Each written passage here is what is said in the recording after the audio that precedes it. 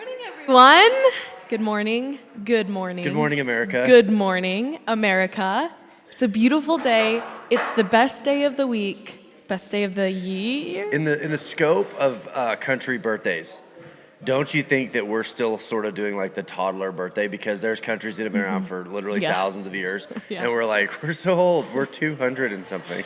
Comment on the live stream down below. What is the most American food? Because we all There's agree. been some debate. We don't agree. There's been some debate. All right. There's been some debate. We think corn is a great one.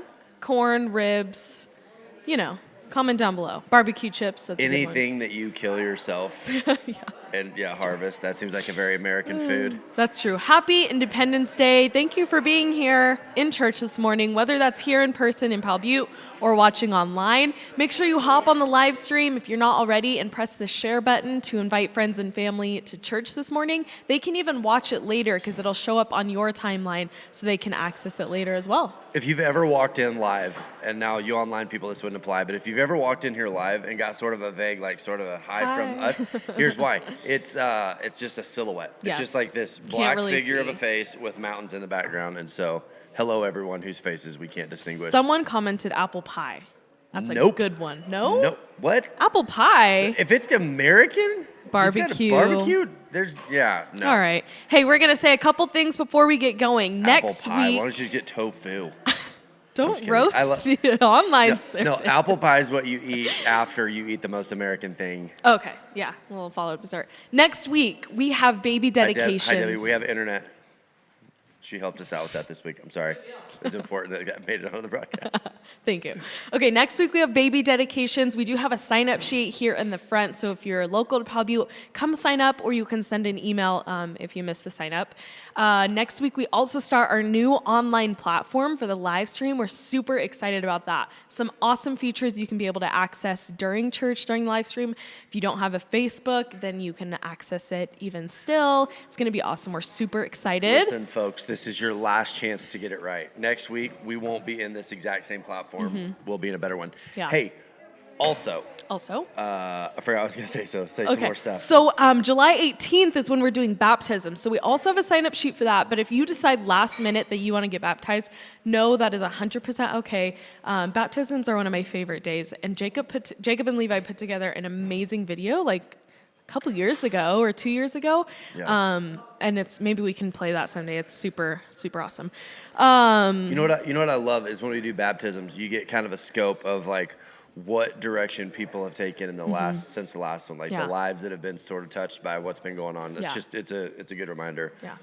One of the goals that we have here at Shiloh, and I know that we're not a very diverse location. Like we live not in a super diverse area. So our diversity, maybe not like ethnic, our diversity is more like interest. I joke that Powell Butte is like green acres. We've got like the resorts and the golf courses, and then farms and ranches. We have people who say apple pie or corn or barbecue. We do have some of those. No, I'm kidding. I don't even know who said it. I'm not teasing you on purpose. But the diversity, the people that are like an actual example of where you live. And so this morning we're going to have a guest speaker. I'll tell you about him in a minute. But Justin Mckee, who is kind of like the voice of the sport of rodeo right now. If you guys have been to the rodeo at St. Paul, Justin is the announcer. So I said something this morning about Justin Mckee, and I had like 3 people who are like, "What? Who?" And I'm like, "Well, we're diverse." Yeah. So we're excited. Anyway. We'll talk more about that right before the sermon. We don't have an intro video today, so we're going to go straight into worship. I believe it's a new one, some new music coming out. So we're going to wrap up. It's been a little bit long-winded, but it's a beautiful day, and we're excited to be here. You think I was long-winded? No, I was long-winded. Okay, you guys, here we go into worship.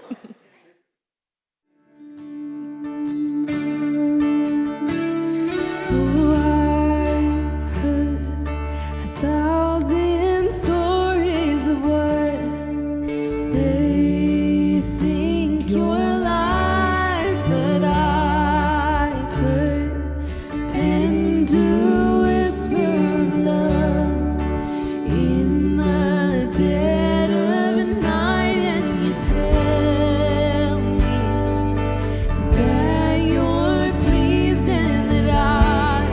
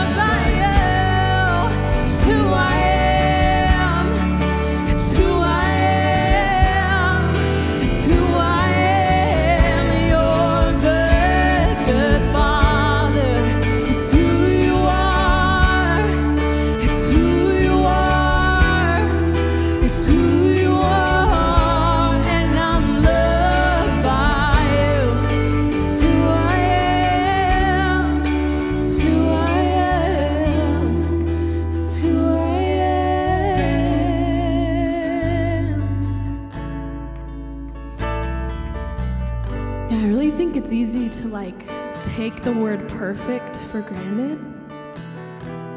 Like we talk about, oh, this weather is perfect. This burrito that I'm eating is so perfect.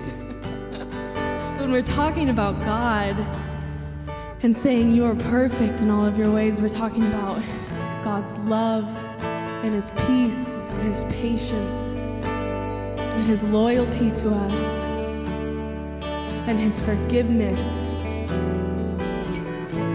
And we think of someone that maybe we look up to and we think, I want to be them, they're perfect. And we know that humans aren't perfect. And it's just crazy to imagine that God's love and forgiveness and peace, the things that we crave, is perfect. So I just want to sing that again. You are perfect in all of your ways. And think about the word perfect and how we just throw it around casually. But we're talking about our Father who loves us and forgives us. Let's sing that. You are perfect. You are perfect in all of your ways. You are perfect in all of your ways. You are perfect in all of your ways to us. Oh, you are. You are perfect in all of your ways. Well, you are perfect in all of your ways. You are perfect in all of your ways to us. You're a good, good Father. It's who you are. It's who you are. It's who you are. And I'm loved by you. It's who I am. It's who I am. It's who I am.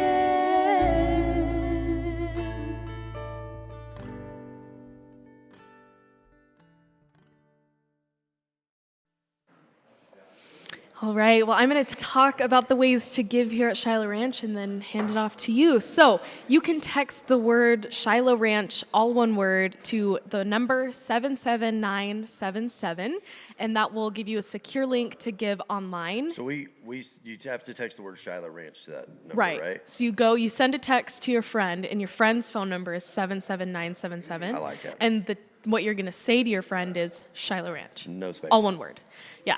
It'll text you a link, and then you can give online. I would think that people would use that. It actually is easy. Like, it It's sounds so confusing, but once easy. you've done it, it pops up to the link. It actually is really easy. It's super easy. You can also give through our website or our app. If you haven't downloaded the app yet, make sure and do that.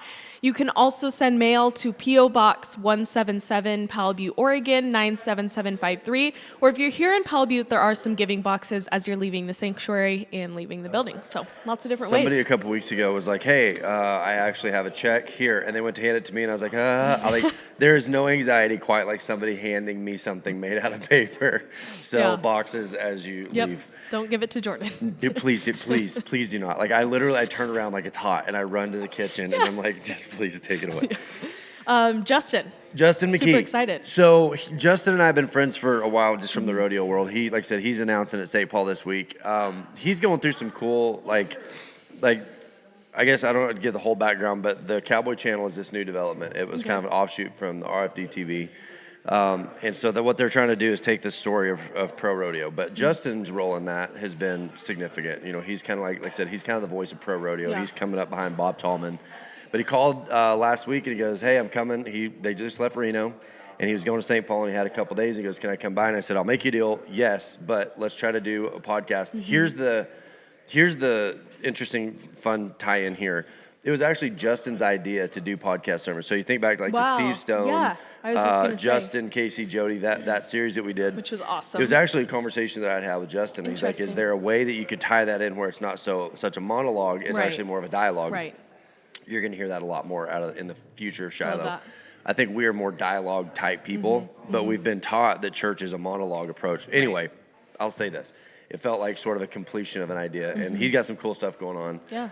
So yeah, That's excited to have awesome. him. So kind of podcast style sermon. And then, of course, tomorrow we have our podcast at 7 o'clock. The Q&A at 7 The Q&A. p.m. So Yep. obviously Justin wouldn't be there to answer any questions, but if you guys think of questions or comments during this sermon discussion, if you will, make sure and write those down, text them to yourself, whatever. And then Jacob and Jordan, as they kind of do some sermon wrap up and just general discussion tomorrow night at 7 p.m., they could answer those. So come prepared, definitely. One of the things I love about Justin is he feels like he is in what can be considered a secular job, but he has got a missional mindset. Like it'll come up. Like his goal is he wants to take his because he was a pastor for a long time, Really? and so to be able to take that and apply it to a secular position, it was Yeah, awesome. It was a good deal. That's great. So yeah, you guys take notes. After the sermon, some more worship will begin. So when that music starts, stand, worship with us, and then we'll be back to wrap things up. So here we go into the sermon.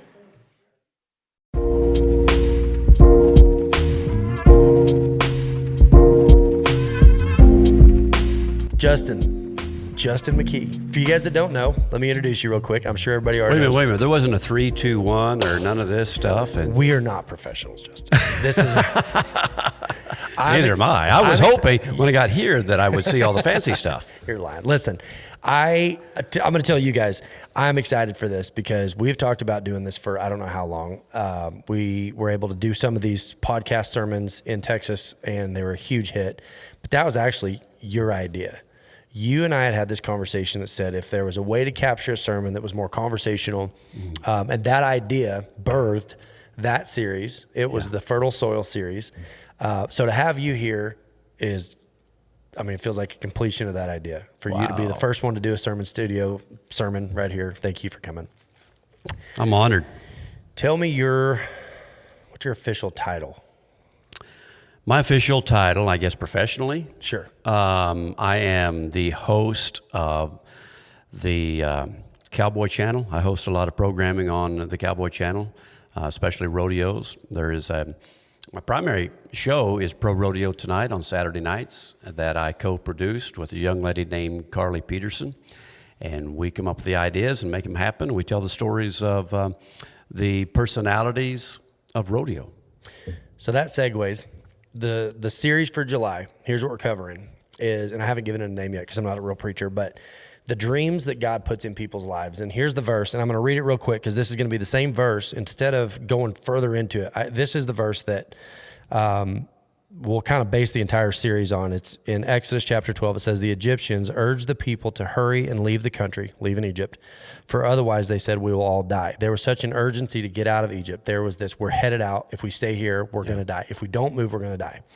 So all the people took their dough before the yeast was added and carried it on their shoulders in kneading troughs wrapped in clothing. The Israelites did as Moses instructed and asked the Egyptians for articles of silver and gold and for clothing. The Lord has made the Egyptians favorably disposed toward the people, and they gave them what they asked for, so they plundered Egypt. I know there's a lot in that, and there's a lot to dig out of that, but here's what's happening. There was a dream, and this was like the dream is starting to take place. We talked about a little bit this morning at breakfast, and I want to get your thoughts. I'm trying to take what you said and replicate it, but it feels like maybe somewhere along the line, Christ followers in this day and age have started to surrender their dreams. They don't have dreams and goals. And for me, it was, I don't want anything to be more important than Jesus, which we would both agree. Yeah. How do you progress? Because your life right now is sort of that moment, this unfolding of a dream that God gave you. True. How does a person that's listening to this that goes, I don't know what my dreams are anymore. I don't know what gets me out of bed. I don't know what my passion is. I don't know what my promised land even looks like. How do you encourage somebody in that position to start re-establishing a dream in their life? Well, I think spiritually, first of all, we have to look at where we've come from, the history of the church, how we were brought up, what we believe. And I believe, for the most part, you and I were brought up the same way. And I'm thankful. First of all, I want to say I'm thankful for the way I was brought up because I'm very, very satisfied, content, and even excited where I am right now. Right. It all worked out. It all worked out great. It all worked out great. And sometimes, as we've learned this last year, we have to go through some rough spots to appreciate where we are. Right. And so I've gone through some rough spots spiritually, and I really appreciate where I am spiritually. Do you think that the children of Israel would have left Egypt if not for the discomfort? Like what you're saying, the reason that they were motivated to go to a new promised land that God had given them was because things had gotten so bad in Egypt. Would you say that's kind of what you're saying as far as you appreciate the bad because it's motivated you forward? No, I don't think that was my motivation. That's a great answer. That's a great answer. What was? Well, my motivation was, it wasn't the bad. It was, there's got to be something more. Yeah. There's got to be there's just some missing pieces. It's not that was wrong, totally wrong. Right. But the puzzle wasn't completed. And so I take things like rodeo, for example. And that's extremely difficult to understand for somebody who's never been to a rodeo. Right. And I try to simplify it. And so I break it down into pieces. So when I'm looking at religion and what I believe, I'm breaking it down into pieces, and there's just some big gaps. Okay? Well said. And I believe that to answer your question about why do people not dream anymore, I believe it's because, for the most part, we've been taught that, number one, we need to commit. We need to commit, and then we need to try hard. We really need to try hard. But along the lines, we all fail in this process. We do a great job teaching salvation. Yeah. And we do a great job teaching commitment to the church and to our Lord Jesus. But it's when we fail, I think, is what we haven't really discovered in how to simplify and instruct and teach people how to live, because it's inevitable. We fail every day. And I think the church has been very lax in stepping up and saying, hey, you weren't only saved by grace. Grace carries you through. Jesus was enough. He took your punishment. We all fail. I don't think we have enough pastors that are standing up in pulpits saying, I have failed again this week. Right. The few times, and I spent a little bit of time as a pastor, not that I'm the end all or I've got it figured out, but it seems like I spent most of my time every week building a sermon around, okay, this is what I did wrong this week. Yeah. And like I said, I'm far from perfect, but I don't think pastors do near enough of that.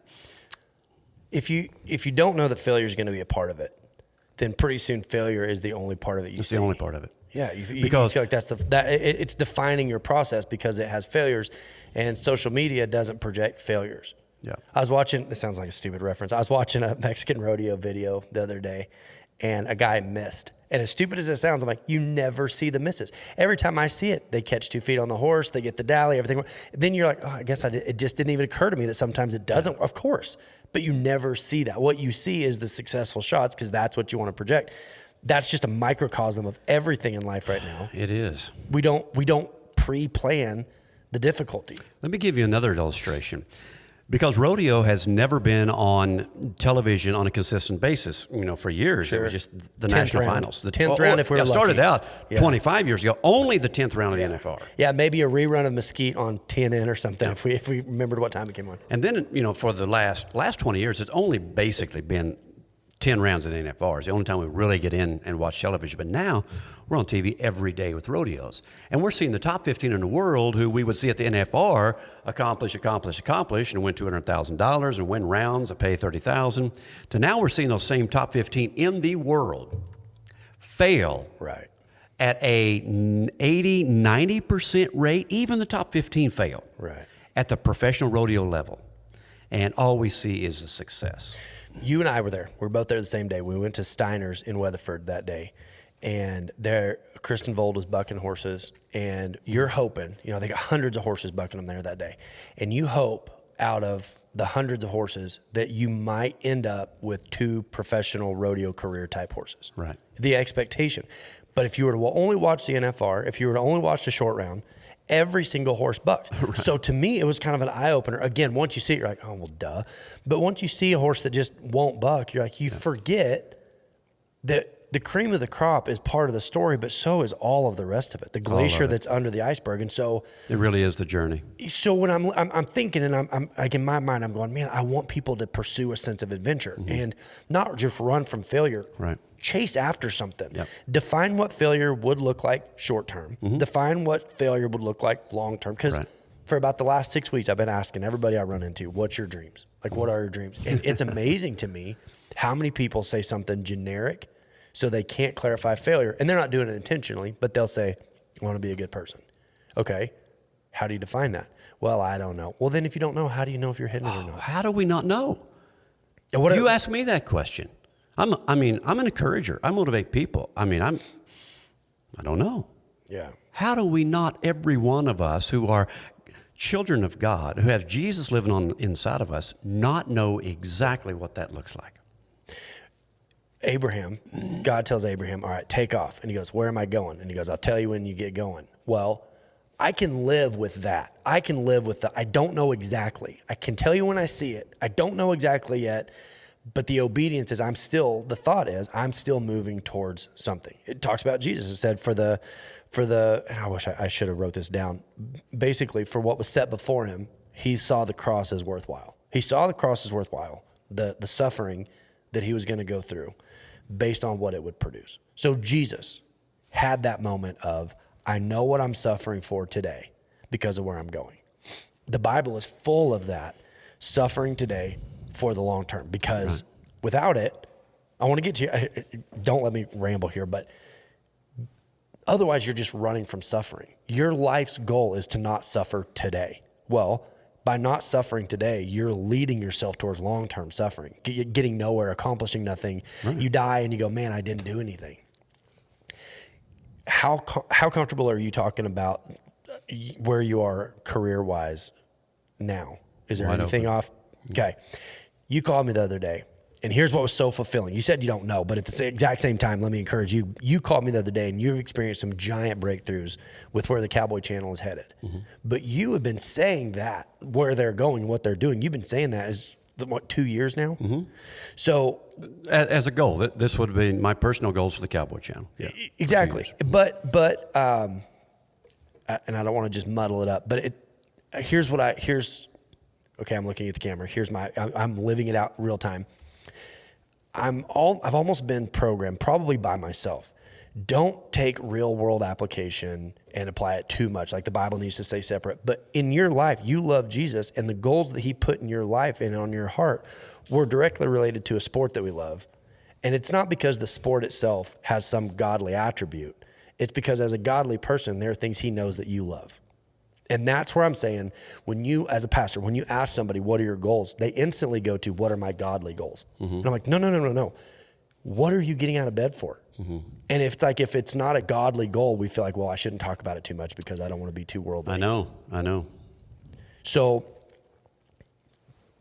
to encourage people with, hey, start praying about what a dream would look like.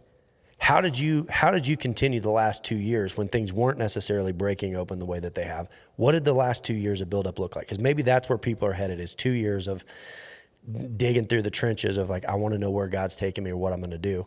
What did the last 2 years of your life? Okay, hold on. And I don't mean to drag this out. I don't mean professionally when you'd show up to work, what did people see? Mm-hmm. I'm saying on a Wednesday night when you're sitting at home and you're by yourself and you've got some time to think, what was your mental status for the last 2 years when you weren't even sure if it was going to happen? So, to answer your question, my state of mind was, it sounds cliche. I hate to say it, but I was just counting my blessings. Right. I was enjoying the process, and there were still pieces of growth. And looking back, there was enormous pieces of growth in me professionally and relationally.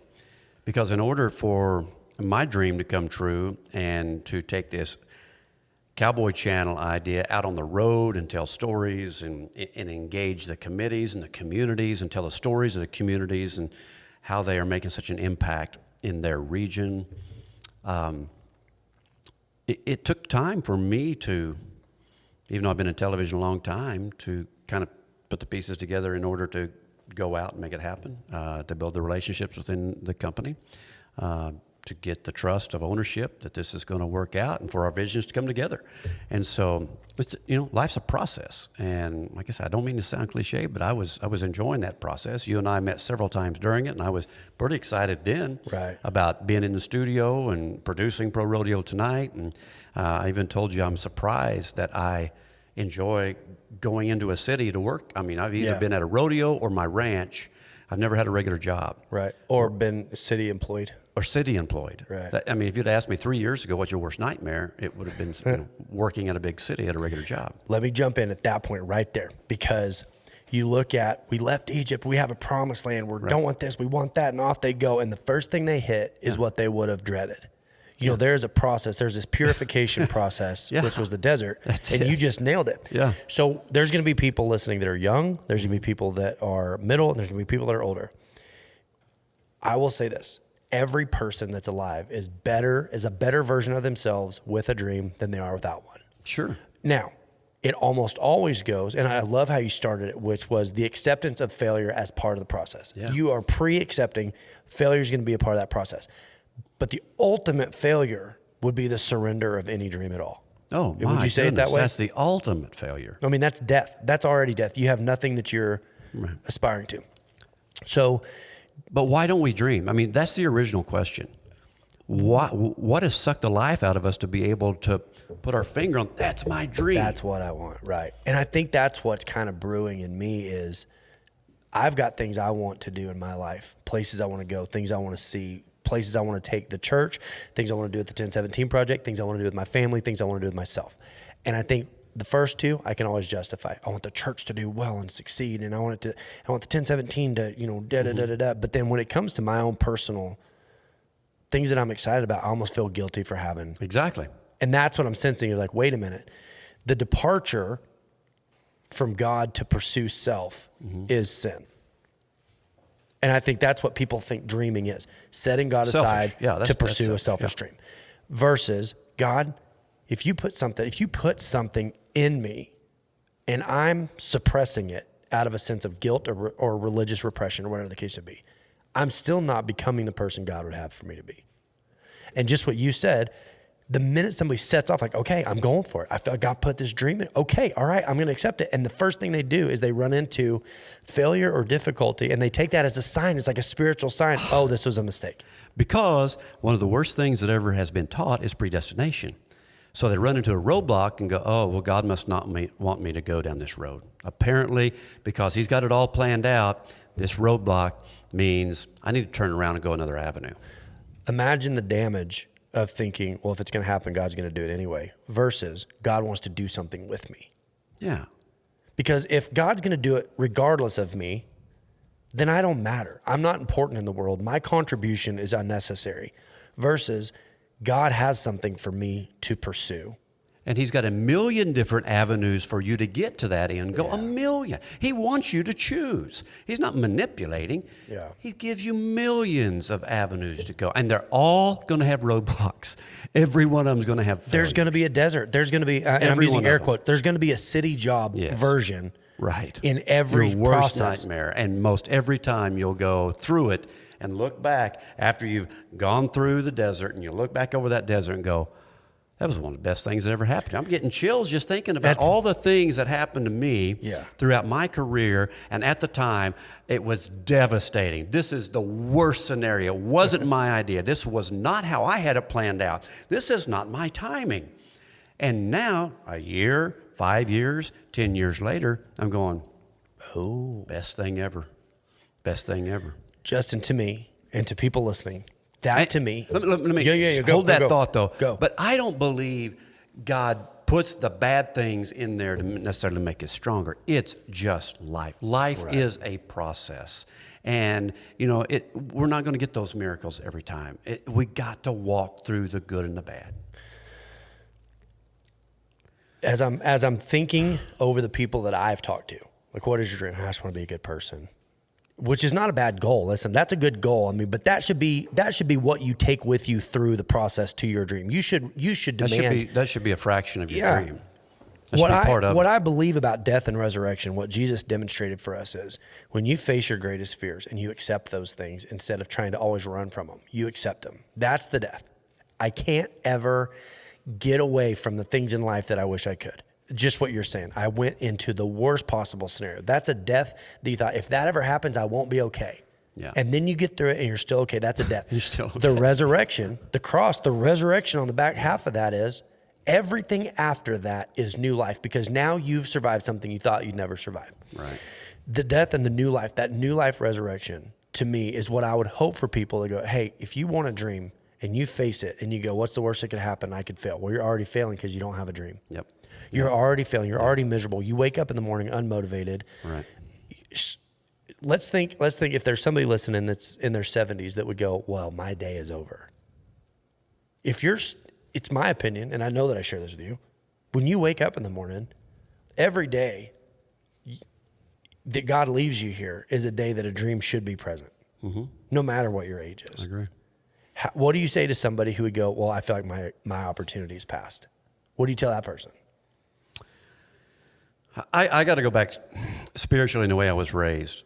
Earlier, I said that the church has taught us to commit, to try hard, to fail. And let me pick up on the next step, and that is we feel bad. When we fail, we feel bad. We feel like we have fell out of God's will. We're not on the right track. A lot of times we quit. But then the church says, no. You need to recommit. You need to confess. Right. And then you need Try to recommit harder. and try harder. It's that an works effort great problem. for bull riding. But I fail every day. Yeah. No matter how hard I try hard, and I still fail. Right. But when I found out there was more to Jesus than just getting me to heaven one day through salvation, when I found out that we become one spirit, and he doesn't just live in me to get me to heaven, he lives in me to give me life every Today. moment of every Yeah. day, today and tomorrow. And when I found out that Jesus is good enough, and I'm good enough, and my spirit is perfect, what opened up my whole new understanding was years ago when I started separating body, soul, and spirit. Because my body and my soul, my mind, my will, and emotions, they mess up almost by the minute because all of my thoughts are selfish. And so every minute I'm thinking selfish thoughts. At the end of the day, I'm going, how can I remember how to confess what? Because I can't remember them all. Right. But then I learned that my spirit never changes. When I believe that Jesus was the Son of God and he took all of my punishment that I deserve and he traded my unrighteousness and gave me his perfectness, his righteous spirit. My spirit is perfect, and that never changes. God doesn't hate sin because he hates sin and he hates us for it. Right. He hates sin because what it does to his children. The consequences are bad. But when I found out that nothing I do will change my perfect spirit, I got a new life. I was able to set goals, and that is grace. We don't deserve any of it. Everything that I'm excited about, every goal that I'm able to set and attain is because every day, instead of believing that I'm just an old sinner saved by grace, Right. I am a new creation saved by grace. Let me ask you this. Are dreams the result of the acceptance of grace? Yes. Because I don't think you can Yes. feel You like will you not have feel a dream. worthy enough Of a dream. if you don't understand total forgiveness. Grace first. Grace Grace first. And first. once there's an acceptance of grace, you take a deep breath and go, then what was I supposed to do here? What was I supposed to pursue?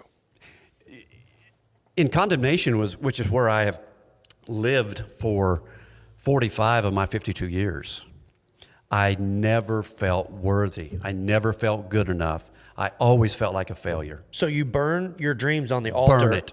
You burn it because you're like, I'm not worthy. I'll And never it be good feels like a enough. sacrifice, too. Yes. It feels Yes. like A I worthy- literally a burnt my worthy- dream up. Look, okay, God, I tried, I failed, but at least I burned it up for you. Stop. Everybody hear what he just said. Because I think that's what I hear is that, well, I Yes. wasn't good enough. I didn't do it good enough. It died. It's over. That was a past life. Don't worry, God. I'll never risk having a goal ever again. I'm so sorry. I'll just paint the church. Yep. And Jesus is going like, that's not life more abundantly. No, it's not life. It's not an easy yoke. No. I told you it's going to be easy. What I'm living now, because instead of recommitting and confessing sins that have already been taken care of 2,000 years ago, I confess I am a new creation. I am the Son of God, and He lives in me, and I live that's in Him. confession, I'm too. confessing a new covenant every day. I'm confessing the new covenant. I'm confessing the resurrection. So going back to where we started in Exodus 12, what would have happened? I told you today, if I ever get a tattoo, it's going to say Rephidim, because Rephidim is that moment where they said, we'll just settle for this. Yes. We'll surrender the promised land. Yes. but we'll stay here. And they had no water, and the symbolism of the rock that represented Jesus being broke open and blessings pouring out and all this. And Moses said, can we finally settle on the fact that God is for us? That's what happened at Rephidim. The next day they faced their first conflict, because remember, he said, you can't face conflict until you know that Jesus is for you. Right. And when they didn't know that Jesus was for them, we have to edit my crying out of this, but when they didn't know that Jesus was for them, they're willing to sacrifice the promised land for a short-term gain. Sure. When they settled on the fact Jesus is for us, they pushed through conflict to the original promised land. Sure. So Rephidim, God is for us. That's what I'm hearing you say. No matter what. No matter what. I've seen some of the biggest turnarounds from people that were naked in a jail cell, laying on the floor of the jail. Death. When they turned around. And resurrection. Death and resurrection. Every day. Do you think it frustrates people listening to this that had a dream, that have sacrificed it? Here's what I hope. It frustrates them because it reignites. I did give that up. Yeah. I did. I had to. I hope it frustrates people. I hope people hear this and they go, I used to have a dream. I used to have goals. I used to have passion and fire in life and something and that they gave that up. Yep. Death and resurrection. That death is, I'm not worthy. I'm not capable. God gave me a dream that can only be accomplished through his active participation in my life. What I learned is I'm dead to my goals because I'm dead to my own performance. Yep.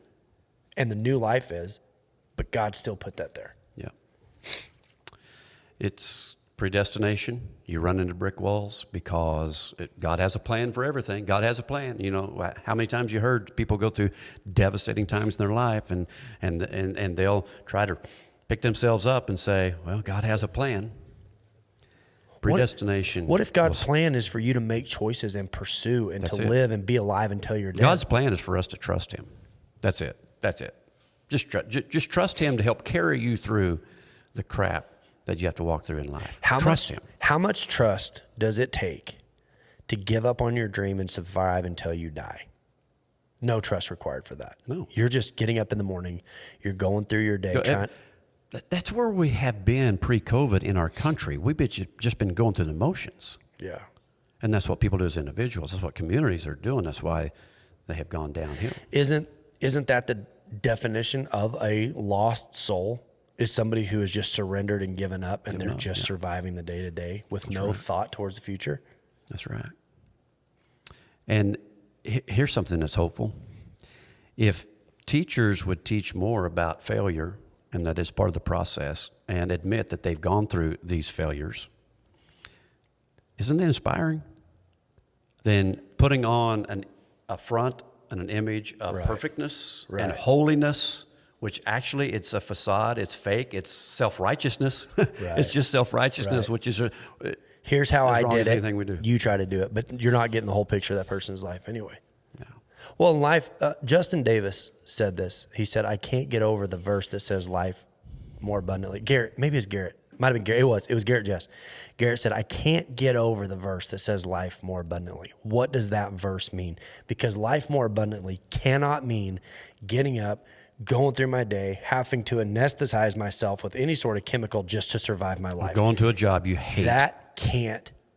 I want to believe that God is going to bring people through this series to take risks that they wouldn't have taken without him. And use wisdom. Using wisdom, of course. I'm not talking about bailing on your family. No, I'm saying that's a good catch. But I'm saying that God is able to ignite a passion again in them that says, I had given up on life. Yes. I was just surviving until heaven, and God's going, what are we doing? But people are living life just waiting for heaven because that's all the church has taught. I mean, 95% of everything they've taught is if you get saved, you'll go to heaven. Don't fail, die. Justin, we're going to wrap this up. And then here's what we're going to do. If you're watching this, we're going to do a podcast that is a little bit different flavor. We're going to continue this conversation. We're going to shut it down for the sake of time.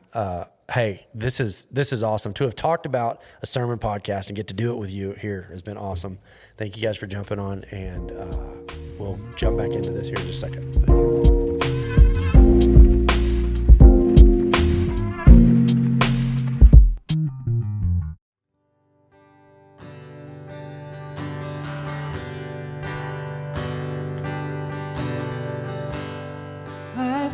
carried a burden too long on my own. I wasn't created to bear it alone. I hear your invitation to let it all go. I see it now, I'm laying it down, and I know that I need you. Run to the Father, I fall into grace. I'm done with the hiding, no reason to wait. My heart needs a surgeon, my soul needs a friend. So I'll run to the Father again and again and again and again. Oh,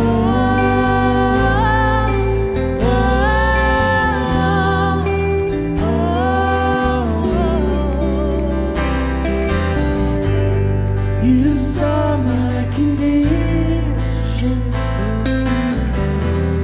had a plan from the start. Your son for redemption, the price for my heart.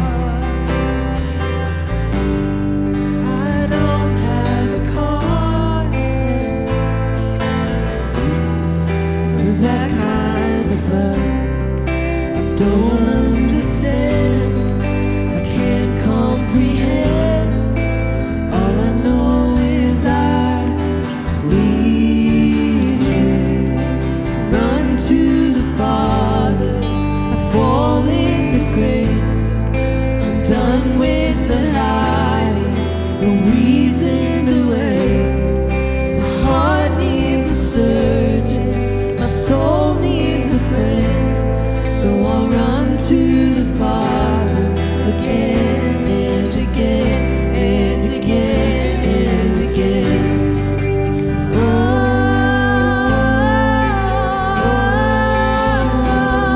again and again and again and again. Oh,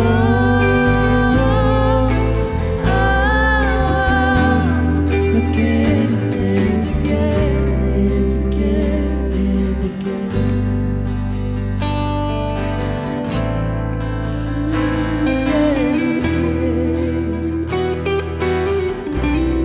My heart has been in your sights long before my first breath, running into your arms is running to life from death.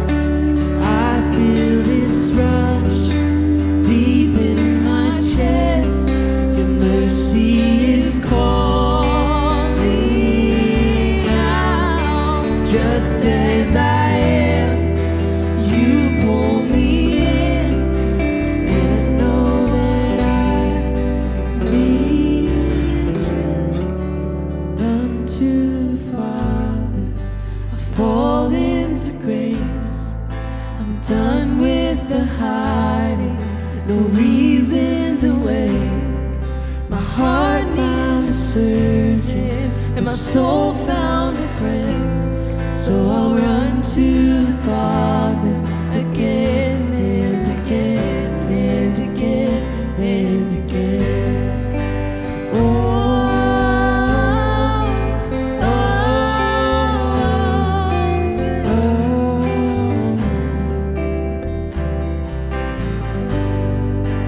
oh.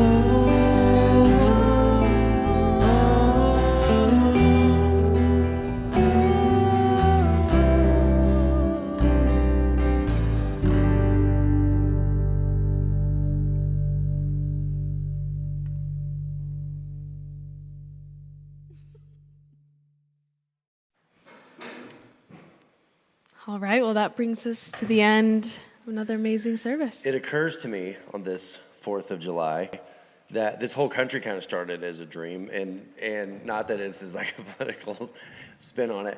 I just in talking to people, you know, I've known I was going to go into the July series about dreams, and then Justin completely comes in out of left field. I'm really grateful that he did. Somebody shut me up. Did anybody notice that? I feel like I talked way more than normal on that. Anyway, no one's surprised by that. I hear people laughing. They're like, it seems like a normal amount of talking from Jordan. But when you ask people, like, what is God doing? Like, what is the promised land? Where do you feel like you're inspired to go? How many people just feel like they're just surviving? They're just getting up and they're going through their day. They don't clarify what failure would look like because they don't have to face failure. So they don't clarify what success would look like.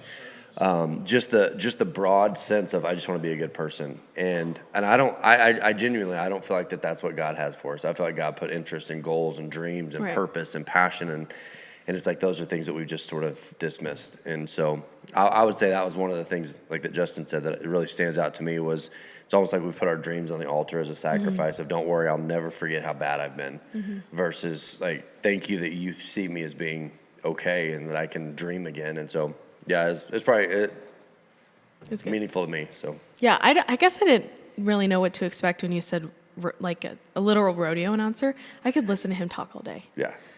People always tell me I have a face for radio.